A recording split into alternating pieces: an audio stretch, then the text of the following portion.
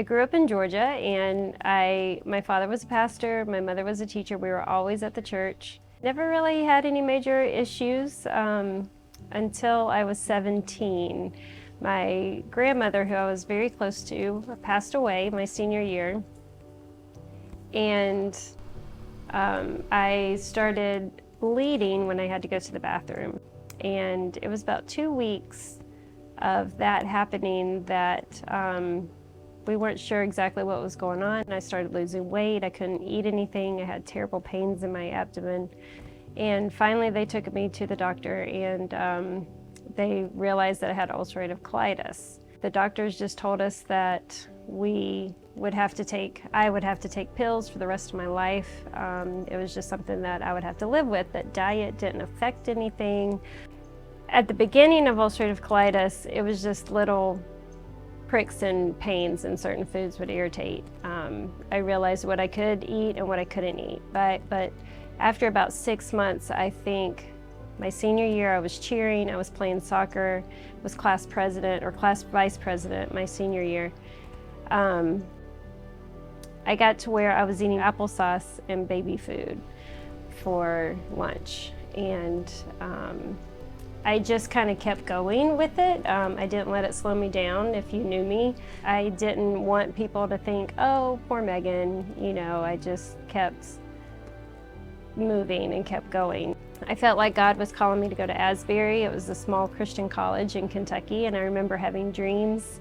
I'd wake up and I would remember in my dream sitting in the classroom at Asbury, and I would say, I'm not going to Asbury. Why do you want me to go to Asbury? And now looking back, I realized that God had a plan for me to be at Asbury. One, to meet my amazing husband, Josh, but also I needed those small class sizes, not knowing that 3 years later I was going to have a major surgery that would change my life. I just kind of kept going with the colitis. We went to college, and I was just very limited with my diet and what I could eat, but I just kept living. The pain would get worse around midterms and finals, and finally my junior year, the pain just started getting so intense it just felt like there was a cat on the inside just screeching their claws down my intestines. It just was excruciating, to where I would go to the bathroom and I'd have to crawl out of the bathroom to get back into bed. And so we went to the doctor in Atlanta at Emory, and they said that it started out as just a few inches in my intestines, and it had spread to my whole large intestines, and I would have to have a surgery. So we scheduled the surgery. This was my junior year of college. And I went back up to Kentucky to get things out of my dorm room and settled, to take off the semester, and then I ended up collapsing in my dorm room. And my friend found me, took me to my brother, who happened to be in seminary at the time, and they took me to the hospital at University of Kentucky. Then my parents knew that we couldn't have the surgery in Kentucky because it was so far away from Georgia, but the doctors insisted that we have the surgery at UK, and they would not release me from the hospital. So my dad had somebody in his church that flew an organization called Angel Flights, and they arranged to fly up to Kentucky for free to pick me up from the airport there and fly me to Atlanta. So we left the University of Kentucky without doctor's orders. They filled me up with drugs and put a diaper on me. And I was 20 years old, and my dad and I hopped in this little plane, and they flew me from Kentucky to Atlanta, and my surgeon was waiting for us at the airport when we landed in Atlanta, and wheeled me into, I think, the back of my mom's car, and then they took me straight to the hospital. And the next few days are a blur. I remember the nurses having to flip me and turn me to change me and wipe me. I had no control over my bowels at the time. I was losing a lot of blood. After my surgery, a doctor told my mom that a dead body had more blood than I did at that time. After my surgery, it was an emergency surgery. It was probably two or 3 weeks before we had it originally scheduled, and they removed all 4 feet of my large intestines and reattached my small intestines and made what they call a J pouch. So I have a little reservoir for a little holding area. So my small intestines are supposed to work as my large intestines. And I remember laying in bed just looking at the doctor like, I can't move, it hurts so bad. My body just was weak and frail. I was 20 years old and I was 98 pounds. And he looked at me and he was like, a dead body has more blood than you do right now. And I was just like, oh, okay. But still in my mind, I knew it wasn't my time. He had told my mother that I wasn't gonna make it. And then all of a sudden, I didn't know that, but all these people were coming to like say hey, and I just thought they were coming to Atlanta to see me in the hospital. But looking back, I realized that they were probably coming to say goodbye. But again, I could feel the angels by my bed. I could feel their presence. And I knew that it just wasn't my time. I knew it was going to be a struggle, but I had plans. God had plans, and I knew that I wasn't ready to give in to this being the end. The moment I knew I needed to get help was when my body was just not functioning anymore. My Irish blood, being a McElrath, we push ourselves. We can push and push and push until our body's like, no more. So before I was diagnosed with ulcerative colitis, I just kept hoping it would just go away. And I just kept thinking like, oh, well, God can heal me. You know, I know he could.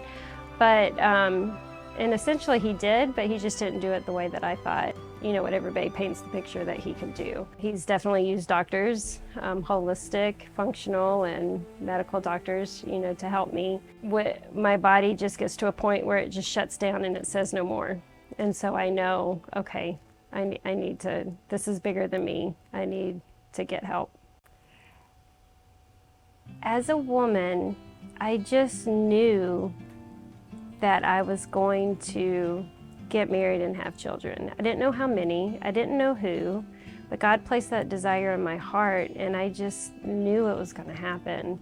I would pray about the guys that I would date, and there were a few guys before Josh that were, you know, of interest, but there was just something in my soul that knew that it wasn't right. And so when I met Josh, I was not as sick as I was. I was actually, gosh, probably pushing the freshman 20. I was probably like 150 pounds because I lifted weights, which I really think that lifting weights and exercising, cheerleading, soccer, all of that, I think is what helped keep my body going and keep me alive.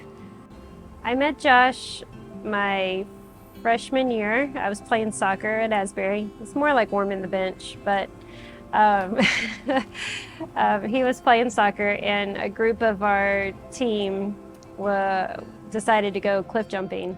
And so he joined along and rode in the front seat, and I was like, this guy's really cute. And then he ended up being really funny. And I told my cheerleaders that I knew he was a good guy when we all went back to our house and had like a taco night or something. We were watching TV, and I sat down on his lap, and my shirt was up, and he had his hand accidentally like touched my hip, and then he pulled my shirt down real quick and wanted to be respectful. So I was like, okay, this is, you know, a nice, respectful guy. And so we just started talking, and he asked me out to go see the Midnight Madness for University of Kentucky.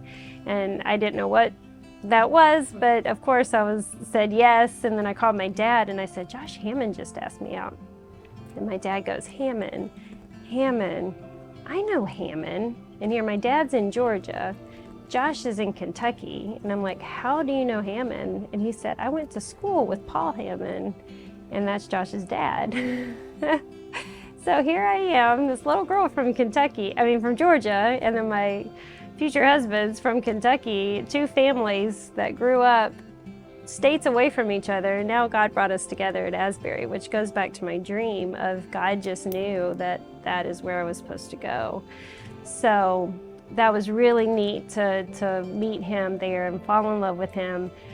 That was 2001 that I met Josh. And then as I got into my sophomore and junior years, college started getting more stressful and my diet was not that good and my pain just started getting worse and worse and worse. And so by 2003, that's when my intestines needed to come out. So Josh was with me through the whole ordeal, and it takes a lot for someone, especially a college student, to watch your girlfriend almost die, one, and then to decide to stay with that for the rest of your life. So for us, for sickness or health means a whole lot more than maybe to another normal person.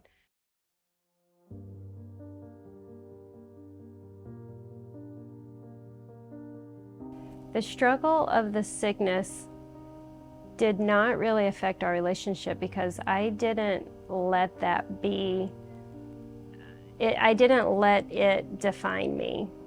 I was still Megan Hamann.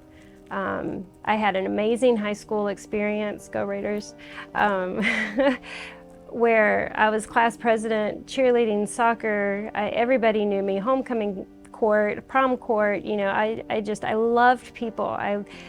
I didn't want the sickness to slow me down. And I joke about how God used ulcerative colitis to slow me down, to back me up and say, whoa, you know, like hold your horses. But Josh and the Hammonds realized that I started getting sick in my junior year. And thank goodness the Hammonds live in Kentucky, right next to the college.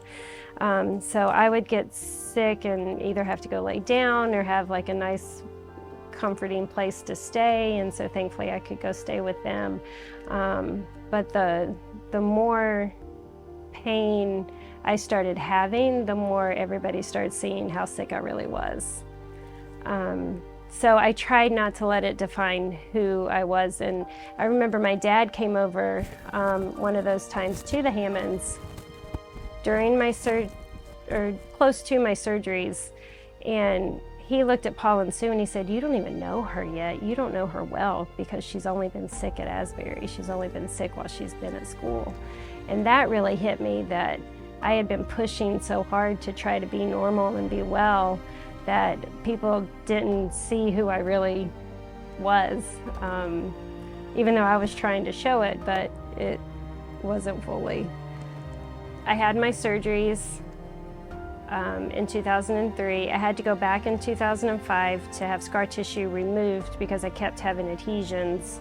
Scar tissue would wrap around my intestines and cause severe pain. I was living in the house with 5 other girls in Kentucky, and they would constantly have to take me to the emergency room. And so it was just like, okay, who's taking Megan this time, you know? Because I would get the pain medicine and then it would go away, but it just kept happening. And of course, I tried to not let it affect my college life. Here I was, but I didn't drink in college. I couldn't drink because the alcohol would have affected the colitis. And looking back, I think God saved me from making a lot of mistakes that way. But it got to the point to where I needed to have that scar tissue removed. So in 2005, we went in and removed scar tissue. So I was opened up for a 3rd time. And when they went in that time, they looked at me. I remember specifically sitting in front of the doctor's desk, and he said, if you want to have children, you're going to have a hard time. Your fallopian tubes are covered with scar tissue. You may even have to have another surgery to get your fallopian tubes scraped to get the scar tissue out to create a passage for an egg to get through. So I just said, okay. You know, again, I knew I was going to have kids. I was open to adoption. I was open to having my own. I knew I was going to have them, but I didn't know how. So Josh and I got married in 2006. And by 2009, we were like, okay, I was on birth control. Nothing had happened yet, so we were ready to go down to the Florida Children's Baptist home and, you know, check it out. And he looked at me and he said, you know, if we go down there, we're gonna come back with a kid. And I was like, yeah, you're right. So then I got an ovulation stick and figured out when I was ovulating, and then we got pregnant with Lexi. No trouble whatsoever. So we had a whole team of doctors when I had no complications during the pregnancy. Again, they removed all 4 feet of my large intestine, so I had no more colitis. I only had my J pouch. My only complication that I had been having was blockages or adhesions from the scar tissue and dehydration, because your intestines pull out water, so I always have to have water. But we went in to have Lexi. My water broke 2 weeks early, and we had the whole team of doctors there because none of them knew what to expect. And we tried to do a full birth, vaginal birth, but I didn't open up after like 16 hours. My water had already broken, and we were scared that it was going to cause infection. So he looked at me, he was like, we can wait 3 more hours or we could go ahead and do a C-section. And I chose, I was like, let's go ahead and do a C-section, let's get her out. Okay, that's fine. So that was my 4th surgery, and they pulled her out. And I remember specifically, Dr. Garcia was like, do you want to see your uterus? And I'm laying there on the table and I was like, heck yeah! And Josh is like, so they pulled my uterus out of the opening, and he said, Megan Hamann, I don't know what your doctor saw, but there's no scar tissue here. Well, I just kept telling myself I was normal. And I've learned over the past year that mindset is such a powerful thing. And looking back, God given me this mindset of, despite what the doctors tell me, despite what medicines I have to take, despite what I have to do to keep my body going, I'm a person, and I'm still living, and I'm normal for what I can be. So I just was like, yeah, I'm having babies. This is what we're gonna do. Thank God, there was no complications. I mean, that's a miracle in itself, that none of, my births were fine, my babies were fine. I ended up getting pregnant with Ethan 9 months later. They're 18 months apart. And then there were 3 years between Ethan and Isaac. And I also had 3 miscarriages. When I had the miscarriages, I think my body was just depleted of the natural nutrients that I needed to create babies. So I think with the last 2 pregnancies, I had to get on progesterone, which could explain a lot. But I did have to get on progesterone for the last 2 pregnancies after having the miscarriages. I had 2 miscarriages in between Ethan and Isaac. And then when we had Isaac, God works in my life in 3s. I was ready to be done with 3. So it was 3 years that I had the colitis. It was 3 babies, and I was ready to be done. And we tried multiple hospitals to schedule the C-section, and 2 of the hospitals dropped our insurance right before our C-section was scheduled. And we ended up back at Mercy, so a 3rd hospital. And Mercy does not tie tubes because they're Catholic. So that left everything open. And when Isaac was 4 months old, I got pregnant. And that was I looked at the pregnancy stick. Here I had 3 babies. Mentally, I was done. The whole world just stopped. It was like one of those movie moments where it's like everything else is spinning but me. And I realized that I was really excited to have another baby. And that's when I swear I would hear on the radio, be fruitful and multiply, replenish the earth, with all of these verses of God, saying like, it's good to have kids. They're wonderful, and here I was, a young mama with no family around, three babies that I was already taking care of. I didn't sleep for like 8 years. At this point, it was probably 6 years. And I was just exhausted, but I felt in my heart that we were supposed to have one more. And so we left the door open, and sure enough, when Isaac was 8 months old, then we got pregnant with Owen. And so and that was it. 4 and done. No, immediately when Owen came out, all the nurses got in my face and they were like, he's red, he's red. And I was thinking, like, of course he's red, like he's covered in blood, what are they talking about? And they were like, no, his hair is red. And I looked at Josh, and Josh said, red means stop. We're done. So just the fact that I was able to go 10 years with no major health complications, 4 beautiful babies. Yes, I had 3 miscarriages, but I knew it was all in God's plan. I knew it was in God's plan for me to have the miscarriages. I was sad, yes, but I didn't dwell on it. Maybe it was because I had already seen life and death in a different way. Looking at the doctors when I had my first surgery, I remember the doctor just sitting there looking at me in disbelief, and in his face I could tell. I remember thinking, he has no idea what to do to help me. I knew that God was the ultimate physician at that point, that these doctors tried their best and they did keep me alive, but at that point they didn't know how to help me. My heart breaks for women who have had miscarriages and have experienced that hurt, but there is a bigger plan and there's a bigger purpose that we often can't see. And the Bible verse that I don't memorize, I know scripture, but I don't memorize it that well unless it's in song. The verse that has stuck with me throughout my entire life, it's my theme, I guess, is trust in the Lord with all your heart and lean not on your own understanding. In all your ways acknowledge him and he will make your path straight. That's exactly what I've tried to do through the breakups, through the miscarriages, through wanting to get married. Josh and I dated for 5 years, and I would say, when are we getting married? And he would say, not today. And so, but I wanted to get married so bad. And if we had done it on my timing, it would have been terrible. But there was a purpose and there was a plan in us waiting. And I'm so thankful that we did now. And even with the babies, like I pushed and I pushed and I pushed to try to get pregnant when I knew I wanted to, but God knew I needed that 3-year break in between Ethan and Isaac. And so I can't lean on my own understanding. I have to realize that there is a purpose bigger than my plan, than what I see. God opened the door for me to work at an eating disorder center, which was a phenomenal experience. I met amazing women. I learned so much about teenagers and women, girls, our thought processes, our mindsets, our eating habits. And it was a phenomenal experience.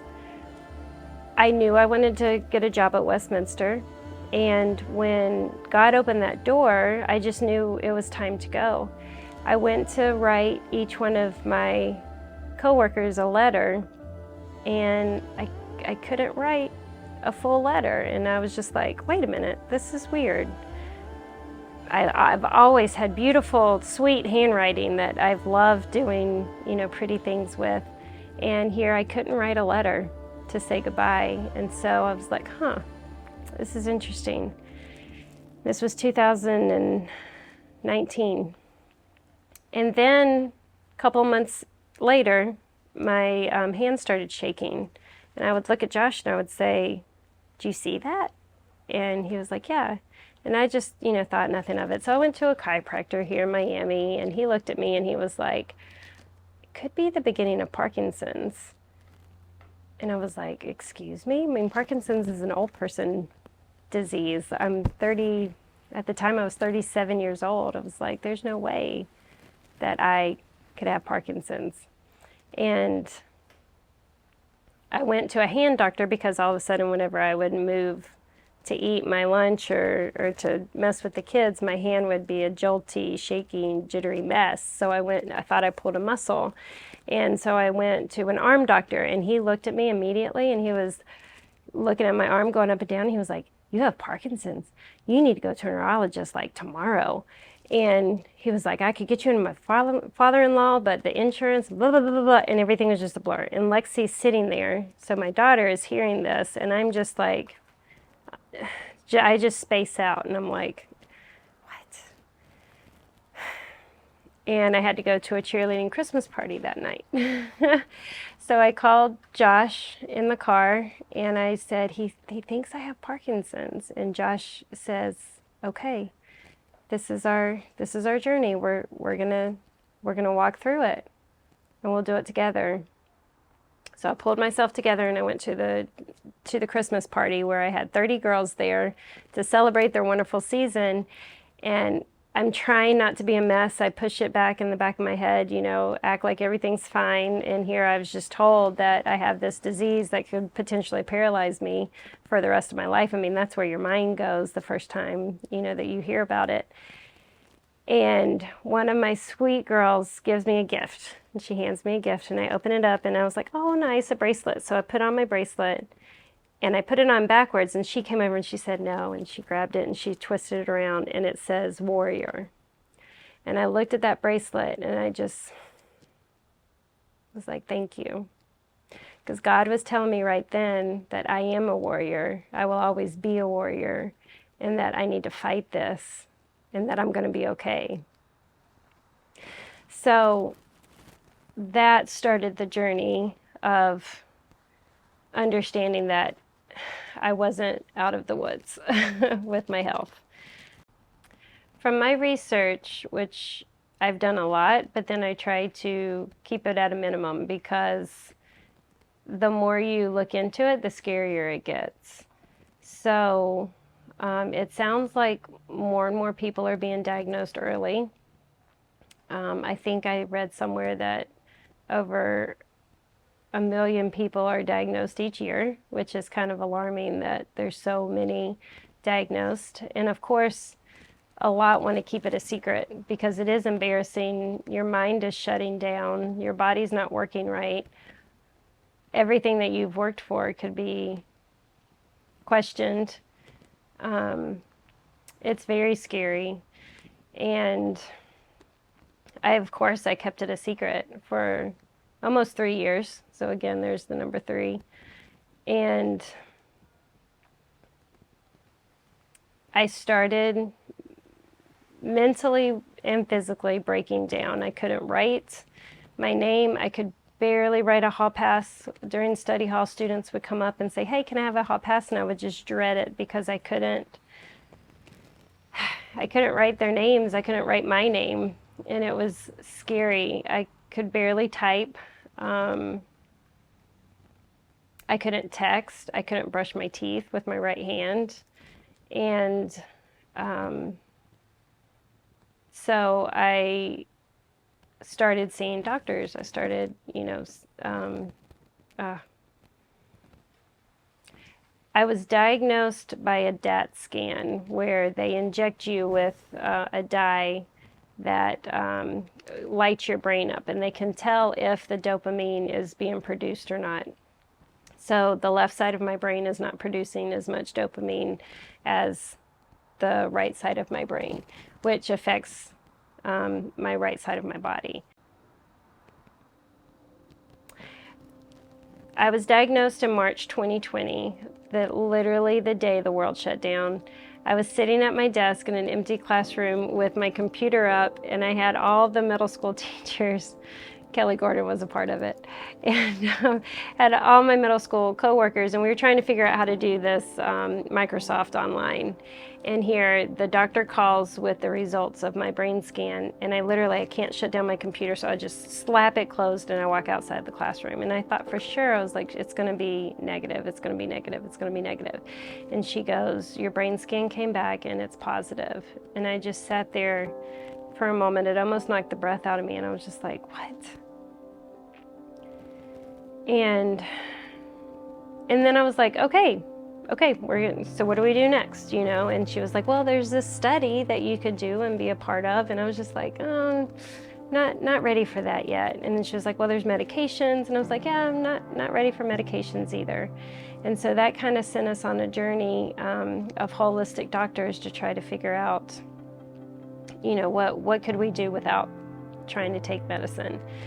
But then I started having issues with my stomach, and I would eat oatmeal or I would eat a steak, and I would just have this severe pain, and it would usually happen in the middle of the night, and I would wake up just in so much pain. It just felt like somebody was taking my intestines and just squeezing them, and I would start vomiting, and once I start vomiting I can't stop. And so Josh had to call the ambulance because it was 4 o'clock in the morning, and I remember being outside huddled over on my driveway throwing up into the bushes, and the ambulance pulled up, and I was just like, I just need pain medicine.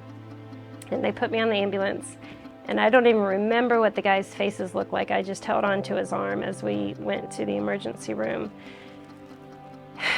And the pain was so bad that night that when I got to the emergency room, I couldn't tell them my name. I couldn't tell them my phone number. I remember thinking, like, you know this, but, and the lady even got irritated with me, and I was like, how can you get irritated with me? I was like, I'm in so much pain. Obviously, I don't know if they thought I was being dramatic or what, but she was just like, tell me your phone number. And I was like, I couldn't get the words out. So they finally found a vein, and they gave me pain medicine, and it was just like a rush of just relief went through my body, and I was just like, okay, you know. And they came back in, and I could talk to them, and the doctor got in my face, and he said, honey, you had one foot in this world and one foot in the next. And I said, excuse me? And he was like, I thought you were going to be dead the next time I came back in here. He was like, you're in that much pain. And I was like, oh, okay, so I guess it was kind of bad. Because again, in my head, I knew I was going to be okay. I knew it wasn't my time to go, but the pain was indescribable, excruciating pain. But we had a homecoming pep rally coming up, and so I couldn't stay in the hospital too long. And the surgeon came in at Jackson, and they were like, we're going to take out your small intestines. And I was like, no, you're not yet. No, I am 38 years old, not going to have a bag for the rest of my life. And I was like, we're going to go to another doctor. So I was able to eat and move stuff through, and I left, and I got things done. This was January. I was back in the hospital in February. And same thing, I'd eaten something that had irritated my stomach, and this time we went to another hospital, and the same kind of cycle went in. Luckily, we caught the pain before it got too bad, and I was able to get the pain medicine and calm down. But this time the doctors looked at me, and they just had no idea what to do with what was going on. So I knew I had to find a different doctor.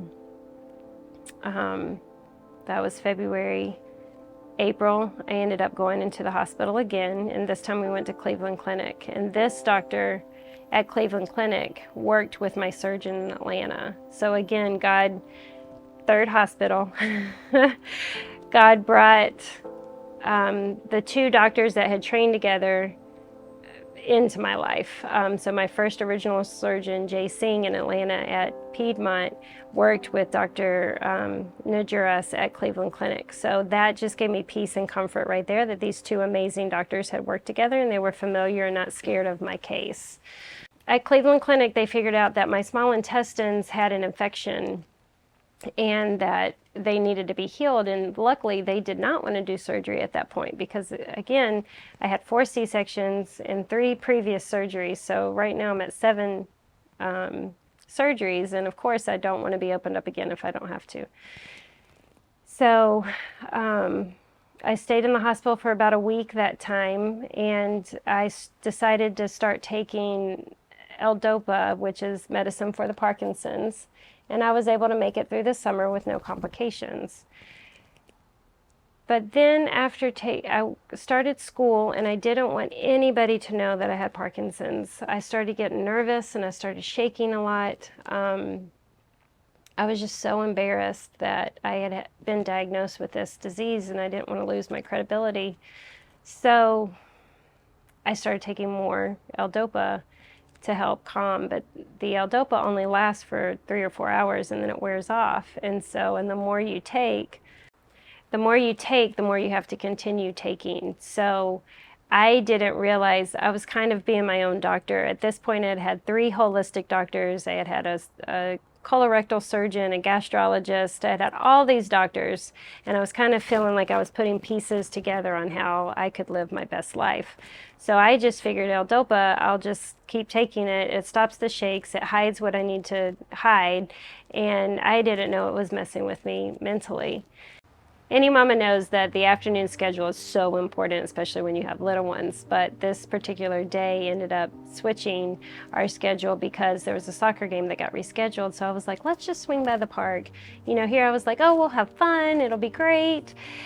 And my boys just ended up starting to have a fight. Ethan was playing the soccer game, and then I had the 2 and my daughter, and they just started going at it. And we were directly across the field from all the parents, and they all were watching us, and they could have not even seen us, but to me, I just felt like all eyes were on me. And my kids were fighting, they're screaming, and I just was like, okay, we're leaving, we're gonna leave. And I scoop him up, and he's kicking and screaming and flailing, and the other one's crying, and Lexi's filming it so we can show Josh how bad they treat me while he's not there, and all this stuff. And I was just like, I hate being a mom, I hate being a mom. It's going through my head. But then there's part of me that was like, I love being a mom. Like, why is it just this constant battle of back and forth? It was almost like good and evil going on. And I get them home, and I get them settled. And I look at the knives on the counter, and I think, what would it be like just to slit my wrist and be done and not have to worry about any of this? And I don't touch them, but I walk away, and I just remember being in a very deep, dark place. I blamed the stress, I blamed the Parkinson's a lot on just all the responsibilities of being a working mom, and my husband having a good job but not being around a lot. That really weighed heavy on in my mind, and my inner voice was just so terrible. I remember just thinking, you're losing me, you're losing me, you're losing me. And that night we got the kids to bed, and Josh was up working, and it's almost like I was in this daze. And I walked downstairs, and he looks at me, and he's like, are you okay? And I was just like, why do you love me? What's going on? You know, why am I here? And he was just like, oh crap, what's going on? You know, and thank goodness I reached out to him though, because if I would have kept that in, there's no telling what I could have done. And that next morning he reached out. He reached out to my best friend, who actually knew the doctor that I was working with, and she contacted the doctor, and they all immediately jumped on me and made me realize how loved and appreciated I am. Looking back, I don't know if it was the Parkinson's or the medicine or just the time period that I was in, but I'm so thankful that I was able to communicate and that people reached out to help me. The hardest part about being a working mom of 4 is finding, oh, this sounds so cliche, but finding that balance to take care of me, to take care of my kids, and to take care of my students, because I want to please everybody. And for years I had pushed myself aside, and I feel like that's where the breakdown started, was because I forgot who I was and who God created me to be. I knew He created me to be a mom, but I lost sight of who I was at the core.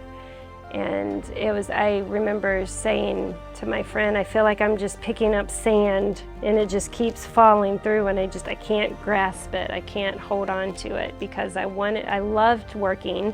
I loved being a mom. I loved being a cheerleading coach, but just picking it all up and it just all falling through. And looking back, I realized because I wasn't confident and set in who I am and who God created me to be. Oh, there's just so much to that.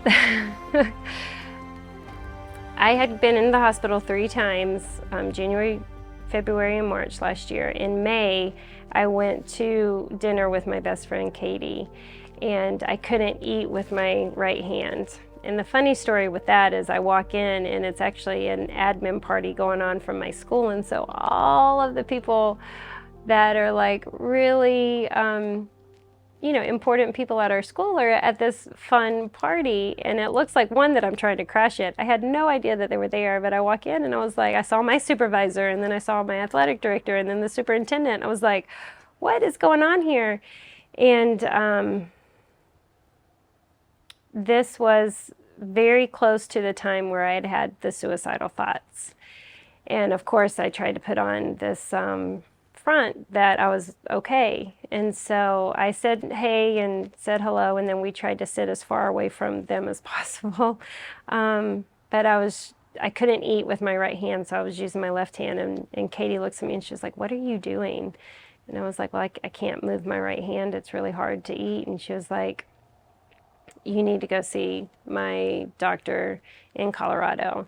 So Katie introduced me to Dr. Wilkerson in Colorado. And at this point, I had tried multiple doctors. I had seen a holistic doctor from Hawaii, a holistic doctor in Miami, my colorectal, my gastrologist here. I've seen multiple gastrologists. And at this point, nothing seemed to be working. I couldn't use my right hand, I couldn't text, I couldn't brush my teeth, couldn't write my name. My body was fading. At one point, I was even dragging my leg. It looked like I twisted my ankle. And so I contacted Dr. Wilkerson, and he was like, what do you want to get from this? And I was like, I've tried everything else. I don't know what else I can do. And the illustration that I like to use for him is that I was in the deepest, darkest trench that you could ever be in, and he extended his hand. I reached out and grabbed it, and together he pulled me out. I went out to see Dr. Wilkerson in May, and that was the first time that I realized, you hear about it, but you don't realize it until it really affects you, that the whole mind, body, and spirit is all connected. Like, God created us, and he created our mind, he created our body, he created our spirit, and it all needs to work and flow together. I was separated. I had my mind that I was trying to control things, and I had my body that was doing completely something different. And then my spirit, I was a Christian, but I hadn't really felt God the way that I knew I could. And Dr. Wilkerson brought all of that together. When I left Colorado after working with him, I called Josh. No, in Colorado, the first time working with him, I called Josh and I was like, I smell blueberries. What do I smell? And Josh was like, you don't smell blueberries. And I was like, no, I smell blueberries. And he was like, you're in Denver, Colorado. I'm sure you don't smell blueberries. And I was like, no, I swear I smell blueberries. And the crazy thing is that smell followed me the whole plane ride home, and for the next few days. That was my nervous system reactivating.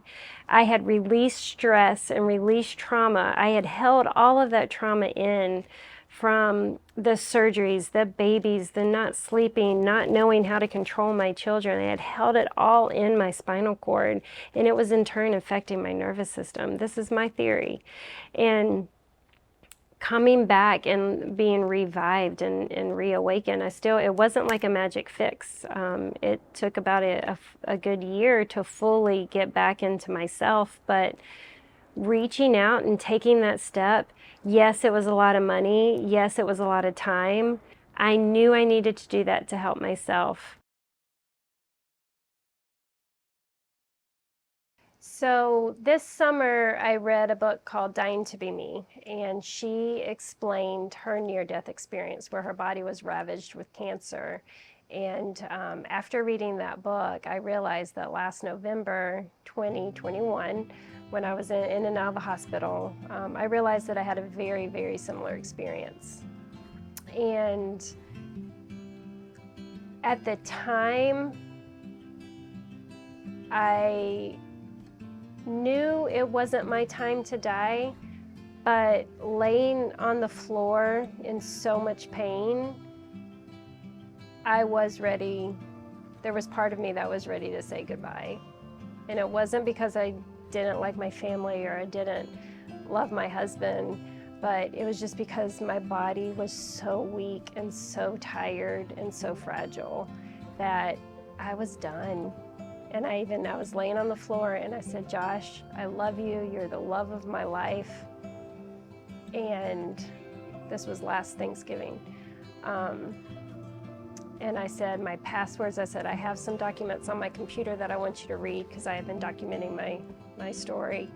And he said, what's your password? And it's I love Josh. Now I have to change my password. But, and I guess I started to black out or something because I woke up and I heard him saying, no, you're not gonna do this, not now. And he's like literally sitting on top of me, pushing on my stomach.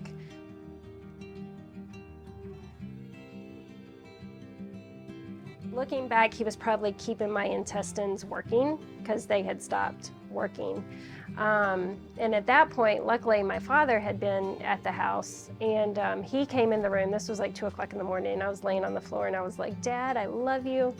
Now I can smile and be dramatic because I know that it wasn't my time. But I was like, thank you for paying for my wedding. You've given me so much and stuff. And my dad can't hear. And he was like, what? And, but I could tell my body was shutting down. And at that point, there was part of me that was ready to go. So when I got to the hospital, they put me into like a induced coma almost. That's what I call it because my body completely, like I couldn't move. And it was almost just like it just went, and I was just nothing. I was free of pain. I was free of thought, of worry. It was almost like an outer body experience. I knew Josh was there. I knew the doctor was there. I knew they were talking about me. I knew they had given me some really strong medicine and my body just needed to relax. And it was the most peaceful that I had been in years. But then in that state, as peaceful and as wonderful as it was, I was like, I'm not ready. It's not my time. And I was like, I need to fight. And so I kept thinking about my kids, I kept thinking about Josh, I kept thinking about my friends and stuff that I've worked on with my life coach. I kept processing all the things to fight for. And I was just like, I'm not gonna let my body shut down yet. It's just not time. Now, was it an instant click and I was healed? No, it's been a year process. It's October now, so it has been a year since I've been in the hospital. And so that fills me with joy and excitement to know that I've made it. I went from being in the hospital 6 times last year to no times this year. So that's a huge improvement. But it's a journey. I tell people now, I feel like I go up and then I dip, and then I go up and I dip. But I keep going up. I had to figure out who I was. I had forgotten. I had engulfed myself in being a mom and being a teacher and putting on this like perfect persona almost. And it wasn't anybody's, it was my idea of what perfect was, of what this fairy tale was of life. You know, like the more kids you have, the better your family's gonna be, and the more successful you are in your career, the better life is gonna be and everything. And I just had this weird construed fantasy of what life should be. And then all the time God's like, nope, come back. This is reality, and my body was saying, hold up, slow down, like take some time for yourself. I saw a quote that said, if you don't take care of yourself now, your body will make you take care of yourself later. And that's ultimately what happened. By ignoring my body and what I needed, I, did it more harm later. So I had to go back and figure out who I was, what are my goals, what's ultimately the purpose for my life. And even now walking through the journey is figuring out what's the purpose of my pain. How can I help people? How can I give hope to people? So when I've learned that it's okay to sit in those days when you have bad days, to sit there and just be like, man, this really sucks. You know, like, I didn't choose this. I didn't ask for this. I'm not, well, I was wallowing for a little bit, but, you know, it's okay to admit that it sucks sometimes and life is hard. I don't think many people say that, you know, that you're going to have your ups and downs. Having 4 kids is hard. Having kids that don't sleep through the night is hard. Having picky eaters is hard. Having kids who struggle to learn how to read is hard, you know. When I realized that I wasn't alone and I wasn't the only one who was having a hard time, as weird as it sounds, there's comfort in that, you know, to know that you're not alone. Last summer, I was trying to braid Lexi's hair and I couldn't because my hand was shaking too bad. And I just broke down. I was like, I can't even braid my daughter's hair. And I just bawled and bawled and bawled. And Josh just said, think if you were by yourself. You know, you have such a support system of people that love you. And I honestly believe because they have poured into me and I have poured into them, we've created the support system. If I didn't have that, then it would be really easy to give up. Well, selfishly, we've had to spend a lot of money, and there's part of that that's selfish, and then there's part of it that's just been a necessity. Dr. Aaron Wilkerson has been instrumental in helping me see the importance of that, because growing up in a church, a lot of people ask my dad, you know, for counseling, and I thought therapy was like voodoo, like you don't ask for help, you should just be able to pray and God should heal you, or, you know, God should be able to take all those burdens, and in a way he can, but sometimes it's necessary to pay somebody to help you.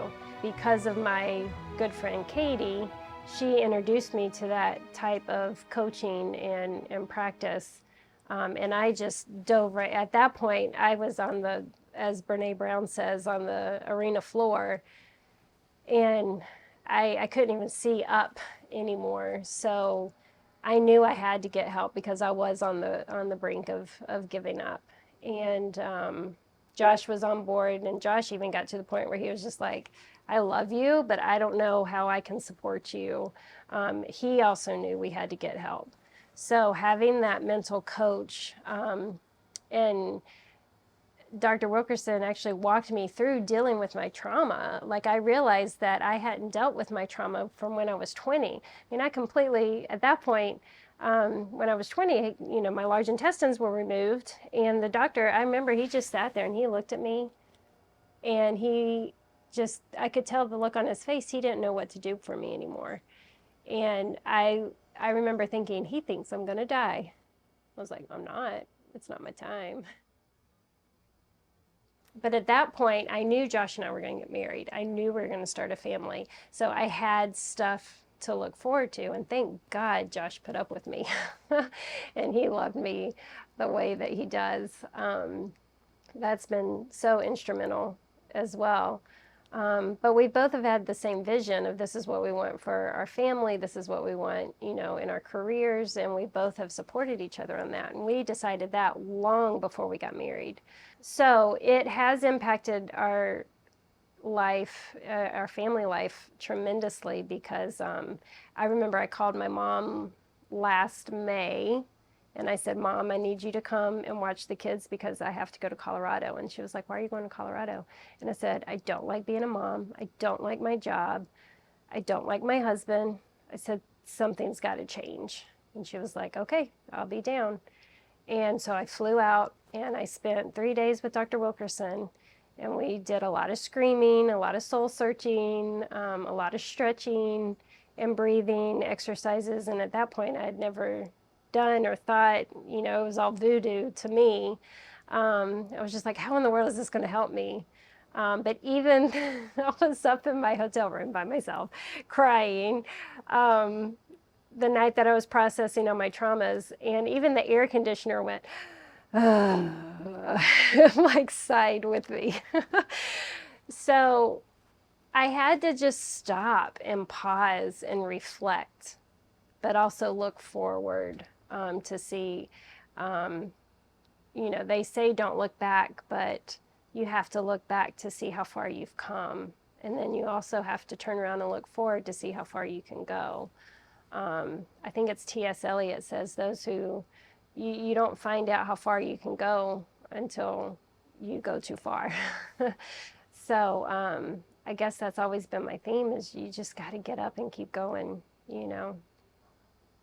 Well, when my friend, I've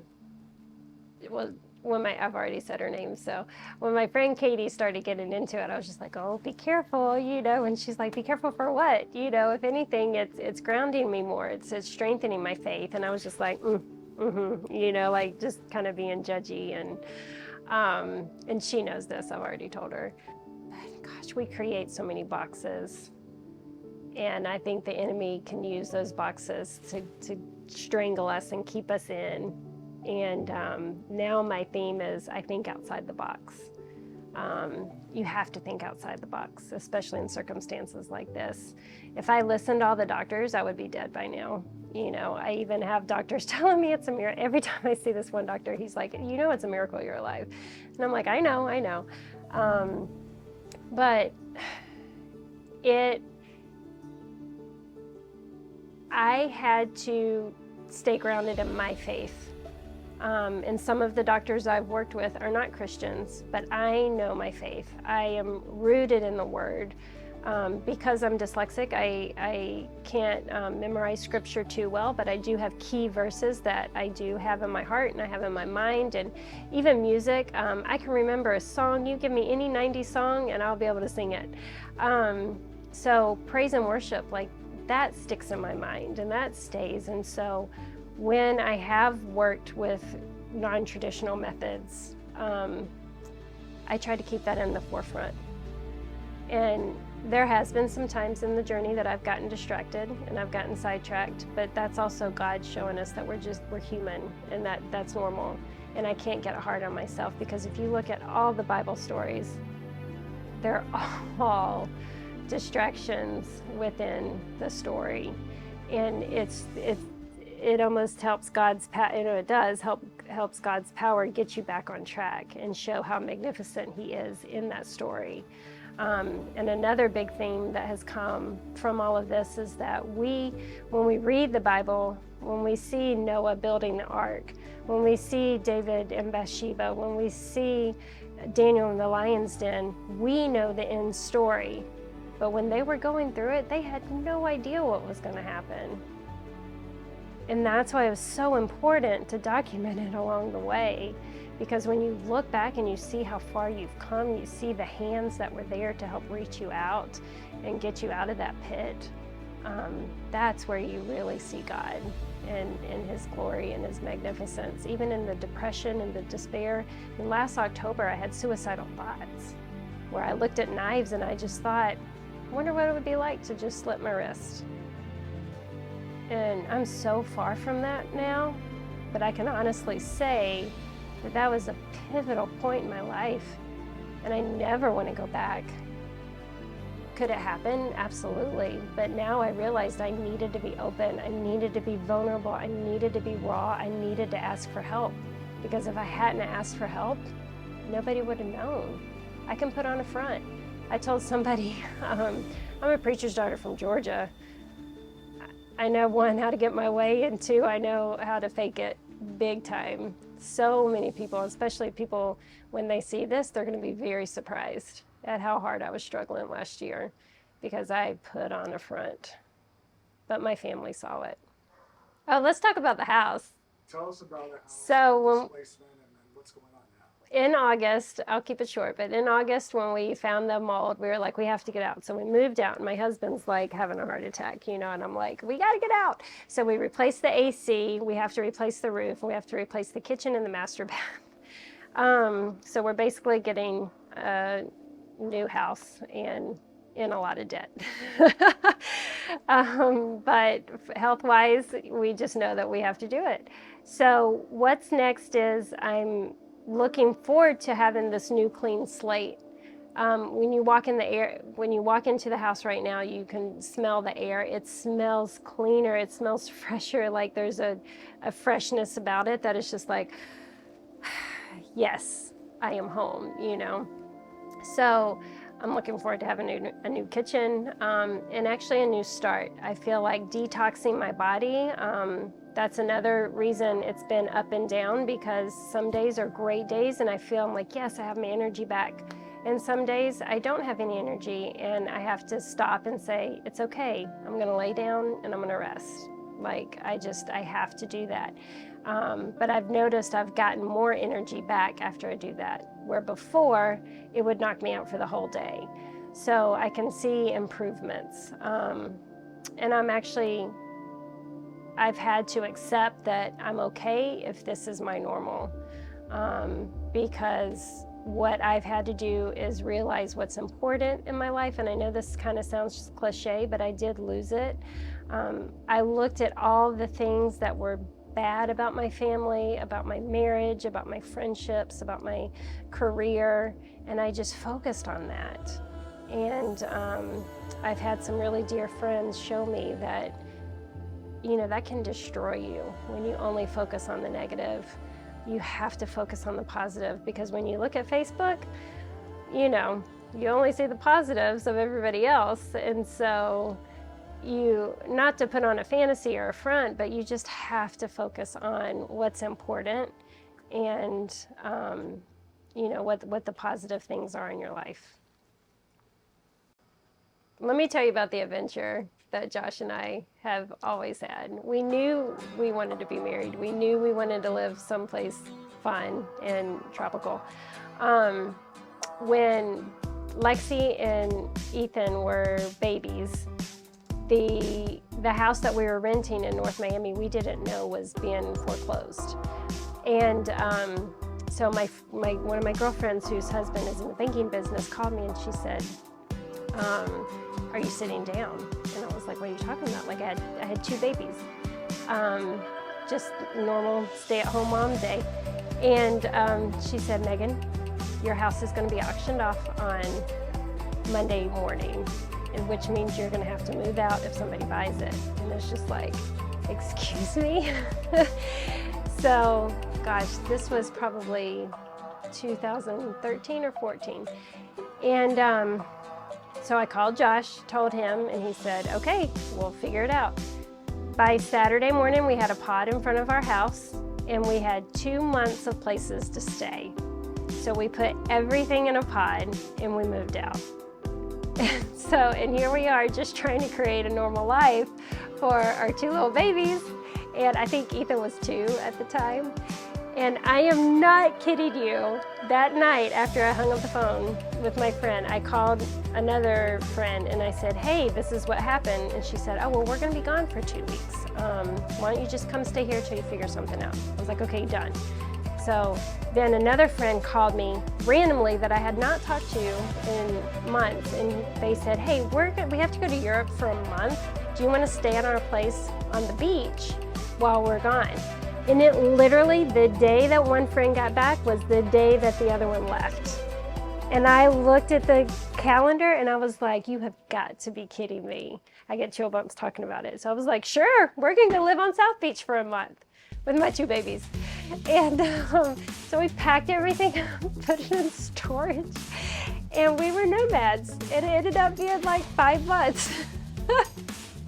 And that's how we ended up in Palmetto Bay, which again, we didn't plan. Our goal was just to have a normal, stable childhood life for our family. And then God's like, nope, this is not where you're supposed to be. And so luckily that was leading into the holidays. So we actually spent the month of November in Kentucky and the month of December in Georgia, which now looking back, it was such a precious time that my kids had with our 2 families that they're never gonna have again because we're in school. And I wasn't working, so it all worked out. And then in January, I think it was 2014 or 15, we found our house in Palmetto Bay. And that was God displacing us to get us right where we were supposed to be. So the fact that we have to now go live in a condo at Dadeland that has a pool and a gym and it's right next to the mall, we're fine. It's my number 10 for stages of working through my diagnosis is to get up and keep moving. No matter how much you want to give up, stop and rest, but don't give up. Well, that might make me cry. Just remember that God says, you know, life's a race. He doesn't say it's a destination. And he says it's a race, you know, and there's a prize at the end. And we have to get up and keep going. As stupid as I felt when I was in school, I look back now and I realized I just wasn't being taught the right way. And that's what breaks my heart with kids with dyslexia or processing or even autism. They all can learn. They just haven't been taught the right way. And find out what it is you love and what you're passionate about and what connects you with others. And the life is endless, you know, the possibilities are endless. And the people you can affect are endless because people are drawn to passion, people are drawn to light, people are drawn to love and connection and relationships. And if you can create that and find that, that's where the real power is. I hope it's that I have worked really hard. Josh and I have worked really hard to give them a good, safe life. We know life's not always going to be easy, but we have worked so hard. And sometimes I am very tired and I'm very weak.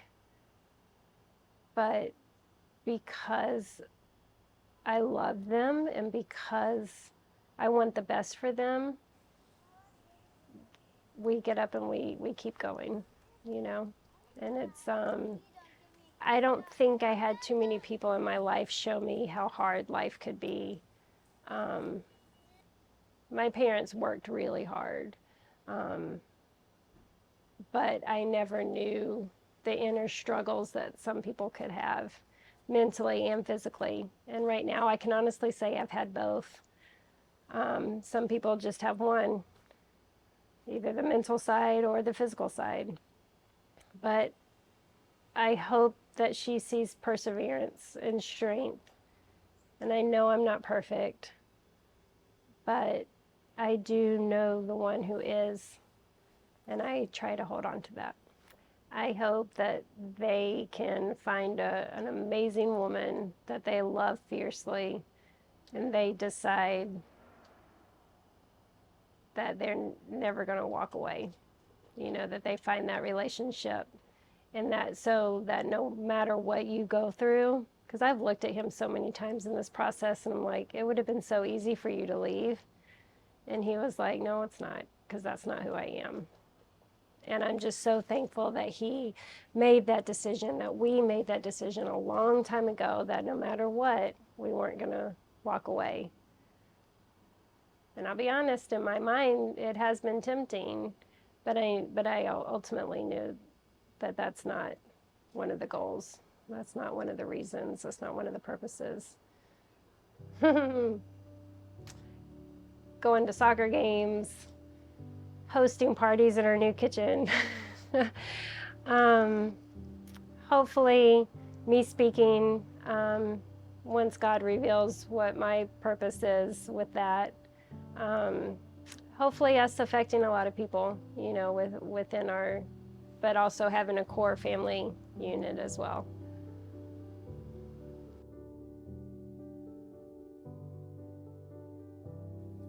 In March 2025, exactly the same week, 5 years later, after being diagnosed with Parkinson's, I found out I actually did not have Parkinson's anymore. My neurologist at Baptist wanted to do the skin biopsy, and it's apparently a new form of testing for Parkinson's that will tell you what type of Parkinson's you have. And in February 2025, or 2024, we performed the procedure. They took 3 pieces of my skin and sent it off to a lab and chopped it up into 150 little pieces. And they were going to tell me what type of Parkinson's I had. So I went in that morning in March, and my husband was even like, do I need to go with you? And I said, no, I've accepted that I have Parkinson's. I know this is my journey. We're going to move forward, and we're just going to keep fighting, you know, keep pushing forward.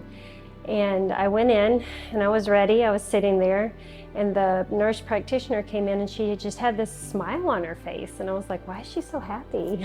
And she showed me this paper, and she was like, look. And I didn't know what I was looking at because it was just a bunch of words and numbers. And she said, don't worry, the doctor will explain it whenever he comes back in. And so he came in and he sat down and he looked at me and he said, your labs are normal. And I said, which one is that? He told me it was going to be probably 1 or 2. There are 5 different types. And I said, okay, so which Parkinson's is that? And I leaned in, and he said, no, they're normal. And I said, okay, so which one? Is that 1 or 2? And he said, you don't have it. And I was shocked because for 5 years, I had finally told people that I had Parkinson's. I was meeting with doctors all over Miami, pretty much all over the country. We had talked to people in Mexico about stem cells. I had Parkinson's, and it was diagnosed through the University of Miami with a DAT scan. Low dopamine levels, couldn't write my name. I proceeded to get better as I pursued treatments, detoxing and holistic and Western medicine, putting it all together. And then now to be told I don't have it, I just sat there shocked. It took about an hour to settle in, because if you look back at my journey, I went through severe depression when I was first diagnosed. Severe. I mean, even to the fact of, you know, having suicidal thoughts, to where I thought I would be better off not having my husband and my family have to take care of me, because all the doctors just told me I was going to get worse. I was going to be in a wheelchair and then eventually bedridden. I mean, it's hard to jump that far ahead, but at 37 years old, and then watching 3 out of the 4, and now 4 out of the 4 grandparents that I've had slowly fade away, it was really hard to take on that information. And luckily, I was able to surround myself with my husband, my family, my doctors, to have all this support to not let me give up. So going through all that for 5 years, telling myself I have Parkinson's, there was probably 2 years where that's all I could think about was, I have Parkinson's, what? And then I got through that, and I faced my fear of telling people, humbling myself and saying, this is what I've been diagnosed with. And which was really humbling and really scary, because I thought I was going to lose my job, everything that we had worked for. But people just loved me. They opened me. I mean, to see the tears in some of the people's eyes that I told, that they could feel my grieving of the life that I had lost. They could feel the pain and the angst of dealing with the possibility of having your brain just fade away. And then hearing the stories of people who have watched people fade away from Parkinson's. I've heard so many incredible, heartbreaking stories of wonderful people who have passed away because of Parkinson's. And it breaks my heart. It was hard. It was a hard pill to swallow. So to hear that I didn't have it after 5 years of thinking that I did, actually I did, because it was diagnosed at UM, I was shocked. I almost went, not numb, but I was just blank for a minute. When I left the appointment, I called Josh And I said, Josh, I don't have Parkinson's. And he said, well, what do you have? And I said, I don't know, but it's something neurological, but it's not Parkinson's.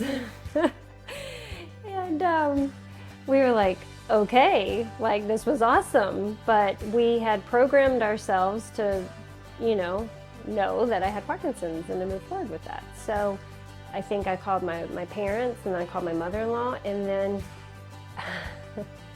I pulled into school because I had to go back to school, because to me this was just going to be a normal follow-up appointment.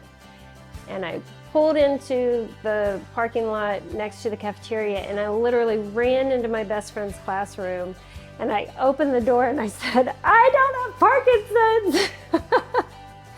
And that's when it hit me that I was like, I don't have Parkinson's. And my friend Jess grabbed me and she hugged me in front of her 6th grade class, and we both lost it and we just bawled. And that is when it hit me. I was like, I've been undiagnosed. And she just said, you're a true miracle. This is a true act of God. It's a true miracle. That day I went back into the office That day I went back into my office after I had my moment with Jess, and I just sat there and I told myself, I don't have Parkinson's. I don't have Parkinson's. And then I just wanted to shout it from the rooftops. I don't have Parkinson's, So I knew the school, my faculty, my friends, my family had been praying for me. So then it was probably about 2 hours later at this point. I wanted everybody to know, one, your prayers have worked. Everything that we have been doing to help heal worked. And I wanted people to know that it was possible. So I sent an email, I was sending out texts. I was bawling, and my son even came into my office. I guess he probably heard. He was in 5th grade at the time. And because we had that moment in front of the 6th grade class, people started talking. And my son came into the office and he looked at me and he said, you don't have Parkinson's. And I said, I don't have Parkinson's. And I just started bawling again. And it just was a really supernatural feeling and day that I'll never forget.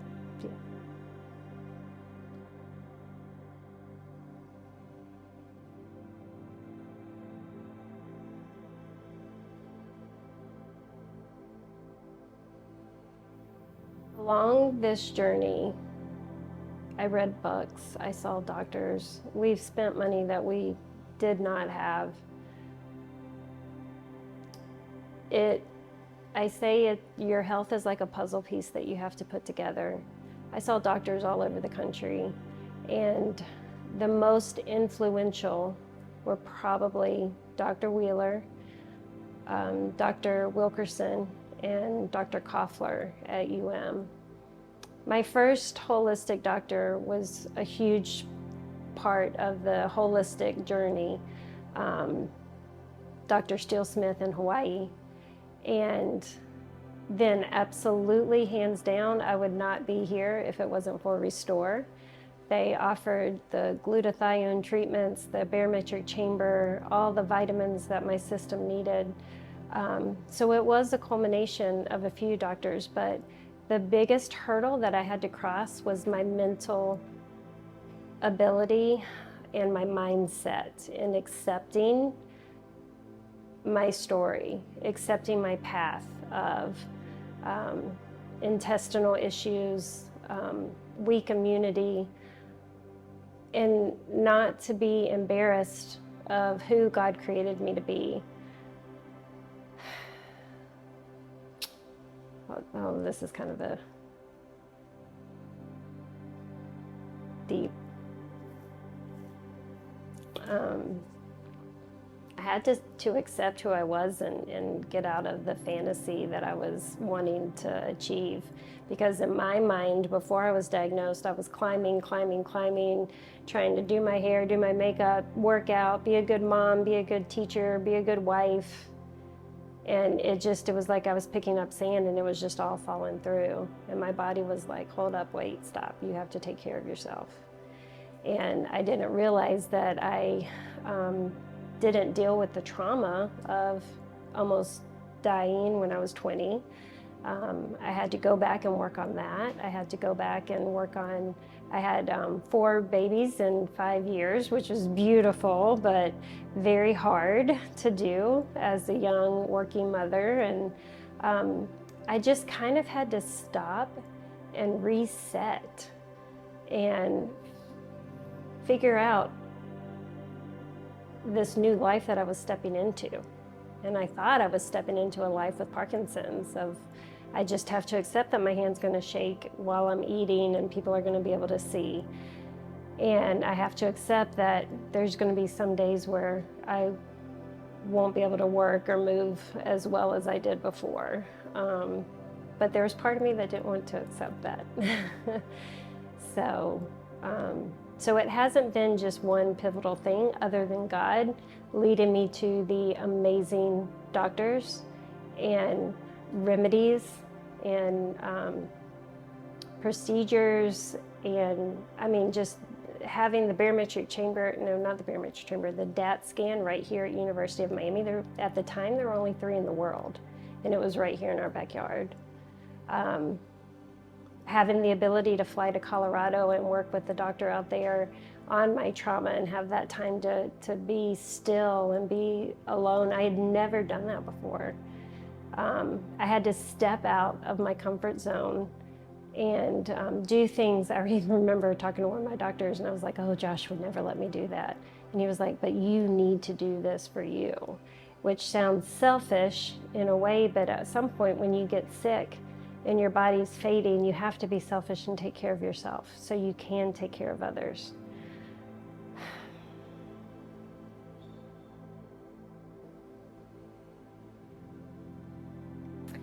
I'm sitting in my new kitchen.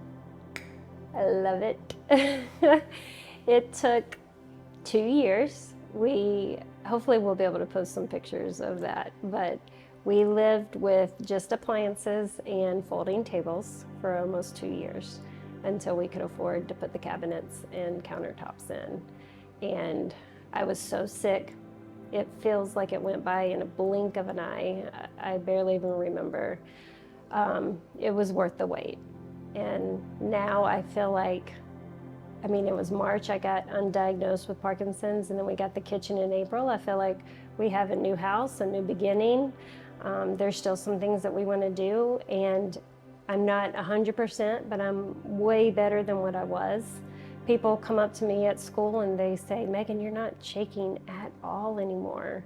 And on my good days, you know, people recognize that and they tell me how healthy I look and how good I look.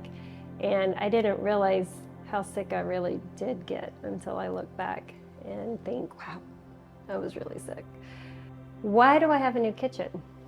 I have a new kitchen because there was mold everywhere. 2 August ago, I think it was August 2022, my doctor tested me and he said, go home and check your AC. Your body is full of mold. He said, I can't even believe you're walking into this office. And so I had never even heard of mold toxicity. I didn't know anything about it. And we came home and we pulled the vents off and we checked our air conditioning vents, and sure enough, it was covered in black mold. I couldn't even talk to the restoration guys when they came. I had to sit and because my breathing was so heavy. And we got out. I got out that night immediately and went to an Airbnb. And I took one of my children who I thought was highly affected as well. And we stayed in an Airbnb. And then we decided, okay, we're going to do this. We're going to rip out the kitchen because that's where the mold was. We have a boys' bathroom above our kitchen. And we didn't know how bad, but we knew there was some mold in the ceiling from a leak from a previous leak. And there was mold hidden behind a kitchen cabinet due to a leak. And then there was a roof leak that we had that was hidden. And we decided to go ahead and just pull everything out and take the chance. There was a study that we did about 10 years ago called "If You Want to Walk on Water, You Have to Get Out of the Boat." And I was ready to jump. And I know my husband, it took a little more convincing, but he knew that I was really sick. And we just said, okay, let's do it. Let's rip it all out. People can look at me right now and think, wow, she looks good, she's healthy, she's got this beautiful home, she's got a new kitchen, new things, but it almost took my life to get here. And I had to make a choice. In 2021, I laid on the floor and I told my husband goodbye. And my body was weak, my body was hurting, and I mentally and physically was done with this life. And he wouldn't let me go. And when I heard the fear in his voice, I knew I couldn't let go just yet. I had to keep fighting. So he has been my rock and my support in finding the doctors to help. We spent money that we didn't have, and luckily our credit was okay, and we both have good jobs. And I've been thinking about this a lot because I've talked to people all over the country now. I have actually a little map in my office that I keep, and I star a place every time I talk to someone to try to help encourage them in their situation. And one lady I spoke to, we were actually texting, and she said, I have no money, I'm bedridden, and I'm just eating popcorn tonight for dinner. And I have been praying for her, for something to happen, for God to open the door, because it's times like that where you have nothing else to give. There were times where I could barely move my legs. I could barely move my right arm, and I would just get on my knees and cry out to God. And, one, I was mad at him for having this happen, but two, I knew he could heal me if he chose to. And I hope to give encouragement to people just to keep moving, to not give up, because God can do things that are just unbelievable. I could spend hours telling you all the stories of people who have either brought us food. My husband made a sale years ago that hit when we first did our house, and that just helped keep us above water, so we could get some things done. It didn't cover everything, but it helped, keep us afloat. And it was, God knew 4 years ago that we would be walking through hell. And he already was making plans to help us along the way. And people praying for me.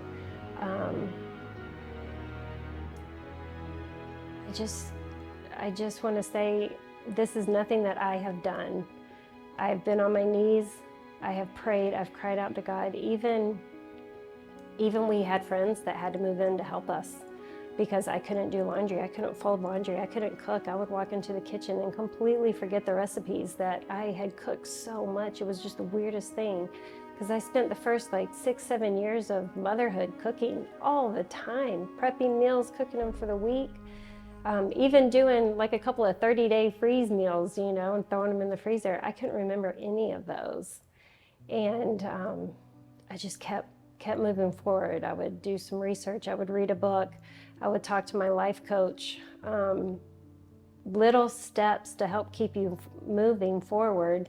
And you feel like you're just slowly moving along. And then before you know it, you're standing on the mountaintop. And you're like, wow, I did it. God helped give me the strength to do it. Because looking back, I talk to doctors and they're floored. They cannot believe that, one, I'm alive, and two, that we've reversed Parkinson's.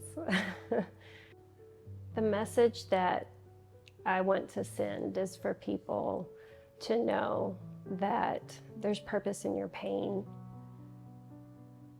I think of Moses standing before the waters parted, how weird he probably was. Okay, God, you told me to do this. There's this sea of water right here blocking us. These people are mad at me. These Israelites are coming to kill me.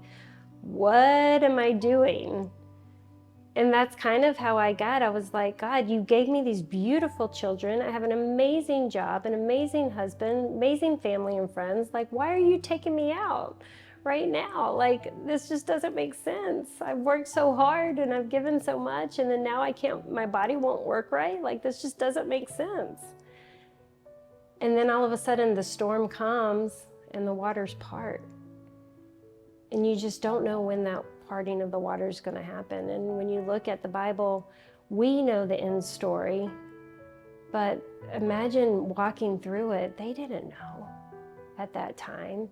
And I held on to that so much, even when my body hurt so bad. I was just like, God, okay, if this is my cross to bear, I mean, even now, I'm still not 100%, but I know that there's purpose in the pain. And people should not give up. It's not our choice to give up. And I know that God knows the ending. And it's going to make a beautiful picture. And I'm just a small piece of it.